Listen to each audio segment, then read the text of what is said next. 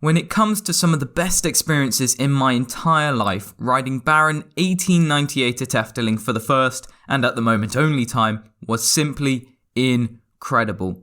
This attraction isn't the best roller coaster in the world, far from it. However, in my opinion, this coaster has achieved something very, very few parks can pull off. In this review, I'll be explaining what that is and why I love this attraction so much.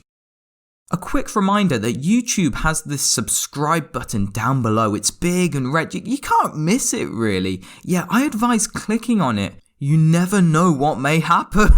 But seriously, if you do end up enjoying the review, please consider subscribing. I really appreciate the support and yeah, I hope you enjoy this review.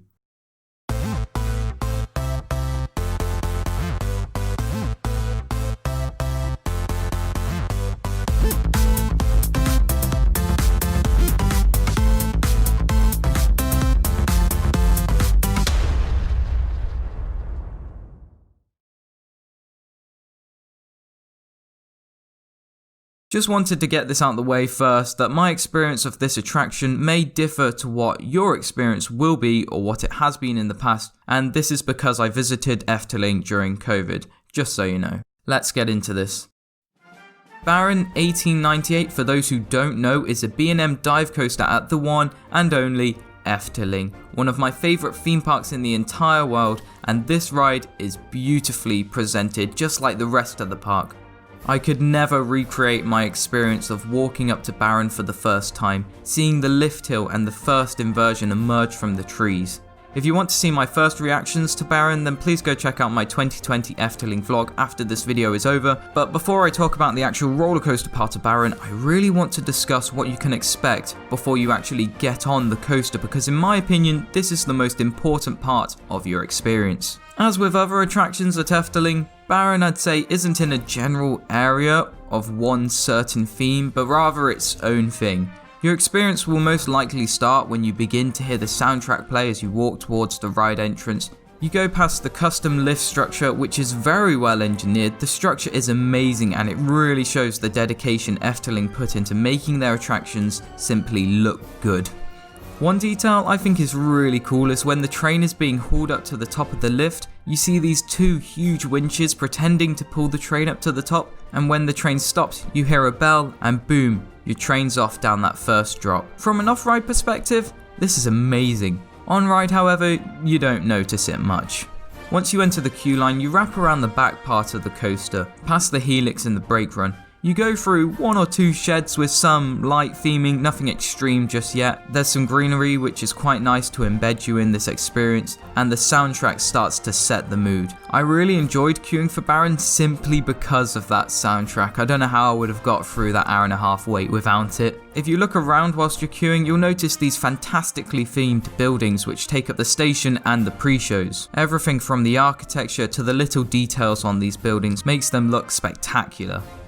Before you get into the station, you have some pre-shows as already mentioned. If you don't want to hear them, skip to the time on screen now. Okay, let's get on to these pre-shows. The first of which is where you enter the first building, where the Baron welcomes you, promising you riches because you're going into the mine. There are screens to help display what the Baron is saying for English speakers. There's also various theming elements on the ceiling and in the middle of the room because you actually watch the pre-show with other guests in like a circle. This is a completely different system to that of Wicker Man's pre-show. However, the room darkens and then 3 ghosts appear warning you that they protect the gold and that if you do go down into the mine you will be doomed, and the Baron's like, nah, keep going. So you then go up some stairs before the second pre-show, which is where you see the Baron animatronic himself. Once the second pre-show is over, you get assigned into your rows. What's interesting here is that you actually queue up in your different rows before entering the station. When I went, they didn't allow you to pick your row, but that's probably just because of COVID, I think. These doors open up and you're allowed to enter into the station with your train waiting for you in this unsurprisingly well-themed station. Baron's trains feature the older style B&M over-the-shoulder restraints. The restraints may feel quite big, being nowhere near touching your shoulders, but if this means anything, it means you'll get more airtime going over that first drop. You then dispatch, and before you actually go up the lift hill, you have one final moment of storytelling for the ride, and it's this final pre-show that really finesses the experience for me. There's not a huge amount to spoil, but you see these huge winches start to turn, and right in front of you, you see more projections carrying on the story. It's very atmospheric in there, and I'm sure for your average park guest, you'd be pretty scared. You then ascend up the rather short lift hill, stop at the top before you're held for a few seconds, just like with all B&M dive coasters, before you plummet down that first drop into a smoke-filled tunnel.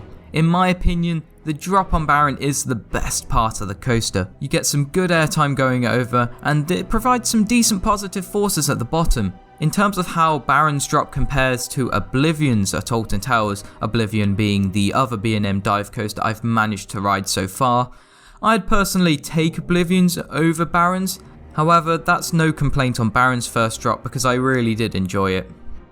The first of two inversions follow, and this is your standard Immelman as found on a lot of B&M dive coasters out there, and this element provides no extreme forces. I don't remember getting much hang time, but the pull-out is okay. I mean, like I say, the roller coaster part of Baron isn't something that would impress most hardcore enthusiasts, but then again, I only did get one ride on Baron, so I may be wrong. Anyway, you then dip down and go into this 0G roll, which I must say does look quite impressive from an off-ride perspective. On ride you do get some whip on this element, it's not major, but it's quite enjoyable. I liked it. B&M in my opinion do a really good job with their 0G rolls, and this one doesn't disappoint in my opinion. Now I don't know if this is just because I hadn't ridden a coaster for so long, but I actually found this helix kind of forceful, plus it helps extend the roller coaster duration by a tad bit more. To conclude the ride you have a 0 airtime hill because it gives 0 airtime, before you then turn into the brakes, ending your roller coaster experience. Coming off Baron, I really enjoyed it. I thought it was a fun coaster, a bit tame, not very long, but the theming and overall experience is what made this attraction for me. But yeah, in conclusion, Baron is one well-rounded theme park experience. I can see how some would be disappointed with it, but for me, I love it. It's another one of those attractions that's begging for me to return to one of my favourite theme parks ever. The Efteling really is incredible. Hey, you've been watching Stubwood. I thank you so much for watching, and I'll see you all in the next video.